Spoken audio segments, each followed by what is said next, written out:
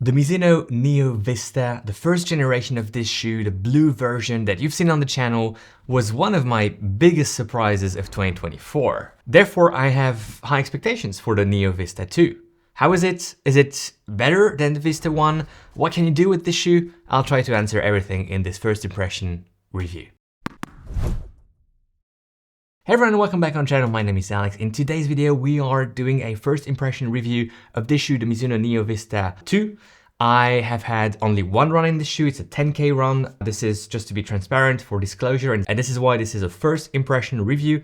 There will be a full review of this shoe on the channel at a later stage when I have more mileage on it. But based on one run of 10K, at a 450 a minute per kilometer pace, which for me at the moment coming back from an injury is a good pace. I already have some thoughts and some elements I can share with you so that you can also have a first opinion before maybe seeing more reviews or maybe for testing the shoe for yourself at your local running store.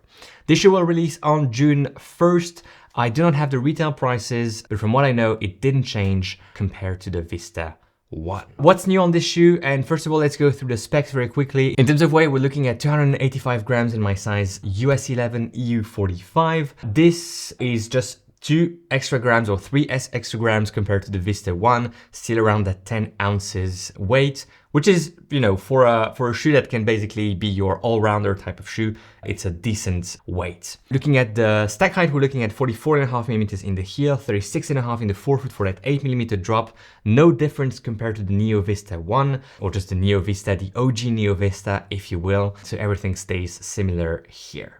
Let's go into the upper, and the upper did change a bit. The upper of the Neo Vista 1 was a huge surprise for me because it's a one-piece booty style upper, you know, everything integrated with one piece of material, and it worked really well for someone who doesn't usually like that type of upper.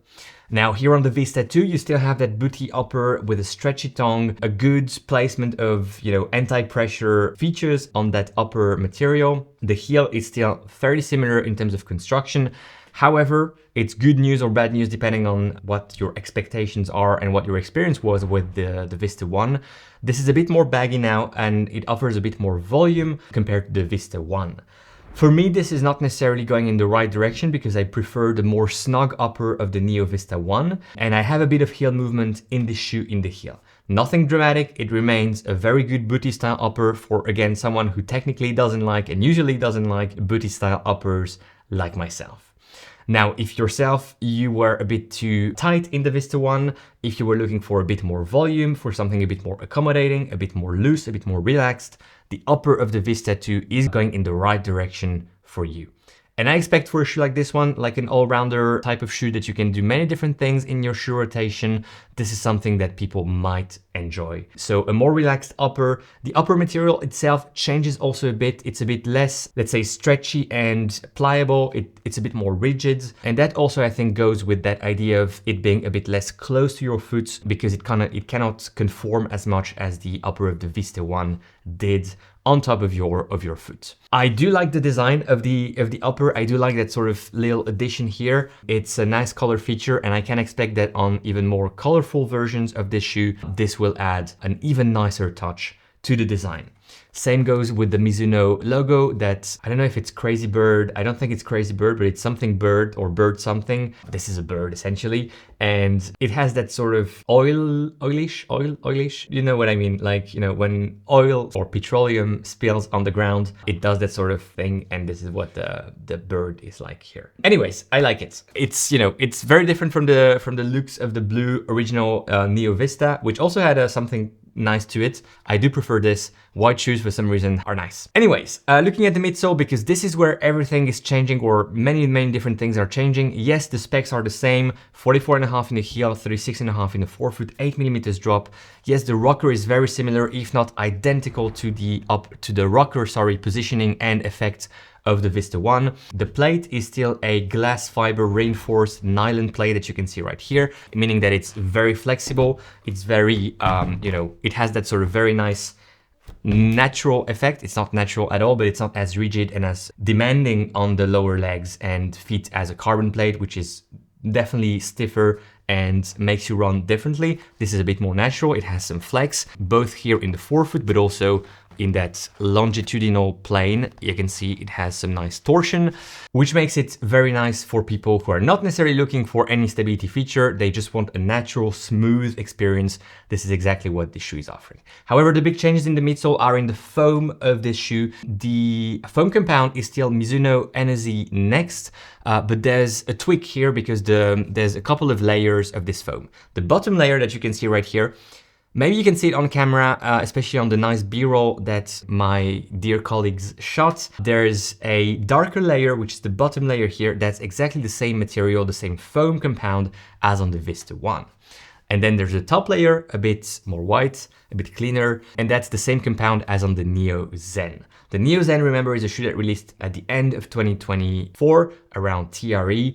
It's that even higher stacked, even bulkier in a way, easy recovery endurance shoe, really meant for comfort, distance, and fun, which was really, really bouncy. And this is what the Neo Vista is getting. It has that same very soft, very compliant, very fun foam of the Vista 1 at the bottom. And then on top of it, it has a bouncier, a bit more responsive foam coming from the Neo Zen. That combination, encapsulating a plate in between and with what I believe is a slightly thicker layer of rubber outsole, makes it slightly more stable, but most importantly, even more versatile compared to the Vista 1.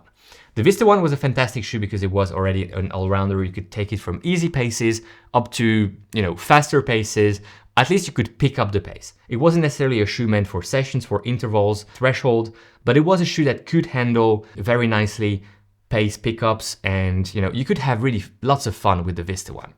This shoe now is exactly the same in the sense that it can pick up the pace, but I think it can also do some, do some sessions, do some workouts where you're really planning for a specific pace. Let's say, threshold, I think, is something you can do in this shoe. Shorter intervals like 200 meters, 400 meters, even K reps might be on the faster side for this shoe and maybe beyond its capacity, although I would give it a try.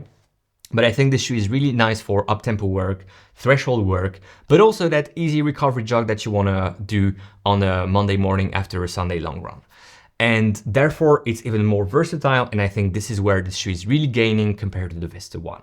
The upper might not be my liking in the direction where it's going, but I don't really mind it because of what the midsole brings to the table. There's little, if not any, change brought to the outsole. I didn't have much wear and tear on my Vista 1 outsole, despite using it quite a bit, even on some light trail-packed, gravel-packed dust, whatever you call it. I believe this shoe will also be durable. It does catch some rocks here in between the foam. They have to be bigger rocks because it's not like that very small, groove that you would have on an on shoe, for instance, but they do catch some rocks. So that's maybe the only downside about that outsole and kind of bottom part of the shoe.